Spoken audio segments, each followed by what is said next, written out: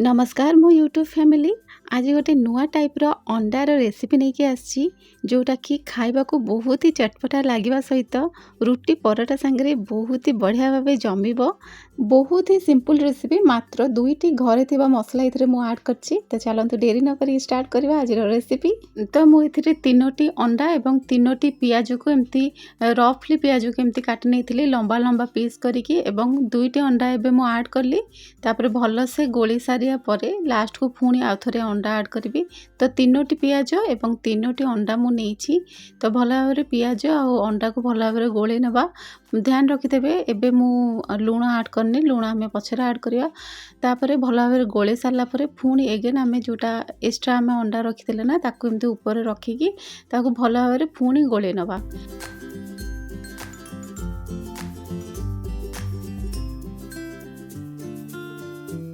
तापरे गोले सारिया परे ताकू 2 ରୁ 3 मिनिट सेमते आम टिकना को छाड़ी नवा। तापरे गोटे आम कड़े नवा। कड़े आपण मैंने सोरिष तेल चाहिए कि रिफाइन तेल जोटा आप चाहिए यूज करेंगे।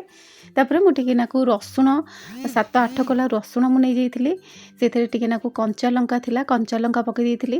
तापर टमाटो को एमती काटिकी रखी फाड़े टमाटो मुझे यूज करी भल भाव टिके लाइट ब्राउन हवा पर्यंत रसुणटा ताकू भाजी नहीं रसुणर जमी कंचा अंशटा जमी से बास्नाटा स्मेलटा जमी पड़े जोटा आम बैटरटा रखी अंडाटा और पियाजटा गोलिकिना से किसी अंश मु बाहर करके पकई जेहेतु आमको से किसी मसला ऐड करार तो से हल्दी गुंड पकई आ राग टिके स्लाइट राग हाँपे लंका गुंड पकई लंका आपणकर हिसाब से आपने पकई पारे। टिके गरम मसला मु पकई आईटा हूँ मेन टिके हाफ चामच मु पकई चाट मसला बहुत ही बढ़िया लगे स्वाद अनुसार लुण मु पकई ये जो मसला भुर्जीटा ना ऑमलेट भुर्जीटा बहुत ही बढ़िया लगे। तार चाट मसलाटा जो आम पकड़ा बहुत चटपटा फ्लेवर आसता है गरम मसलार भी फ्लेवर आसता है आउ टिके राग लगी थाए बहुत ही टेस्ट लगे। आ पियाजटा भी टिके कंचा रही थाए ता सहित भाजी भी भलसे हो जाए तो मस्त लगी थाए। तापर बड़का जोटा आम बैटर रखीदे एबे सेटा समय हो गलानी एबे ताको आम ऐड कर नवा भल भाव गोलेकी रखी ना ताको आम ऐड कर नवा। जिनस हूँ एबे कौन करवा आम कौन करवा गैस टाको पूरा सिम करदे लो टू मीडियम बिल्कुल भी रखवानी पूरा आमे माने सिम करनबा।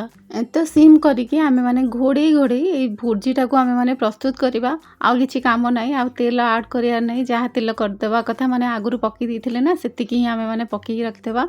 एबे आकु घोड़े घोड़े पूरा लो फ्लेम रे ताको आकु भाजीबा जेमती पियाज आउ आमर जो अंडा भुर्जी भलसे भाजी हो तो घोड़े घोड़े भल भाव में आमे माने भाजीबा किंतु ध्यान रखिथे जेमती बेसी पोड़ीबनी। देखंतु टिके नाको लाइट ब्राउन कलर हैला है ना तो सेमती टिके नाको उल्टे कि भल भाव में घोड़े घोड़े आमे माने जे पर्यंत टिके नाको छाड़ी छाड़ी हो जाइनी भलसे भाजी हो जाइनी घोड़े घोड़े आमे माने भाजीबा।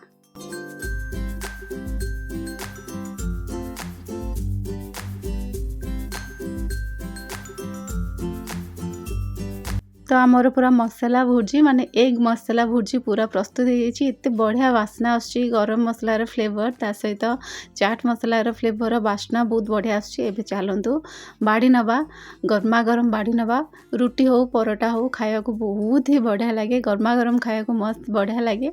तो चलंतु बाड़ी नवा मु तो कहबी आपण मैंने थोड़े ये स्टाइल थे निश्चिंत बनातु चाट मसला पकई देखिए बहुत ही बढ़िया लगे बास्ना तो जबरदस्त आसला। तो ये चलतु आपण मान संगे केमिति कौन लगुए आपण मान संगे मु निजे कहबी चलतु।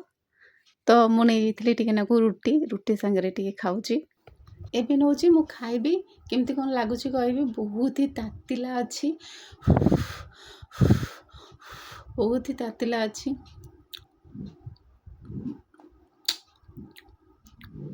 मस्त लगुच बहुत ही बढ़िया लगुच। मते तो बहुत जोर भूख लगे एबे मु चाहूँगी पूरा भलसे पेट भरिकी खाइबी।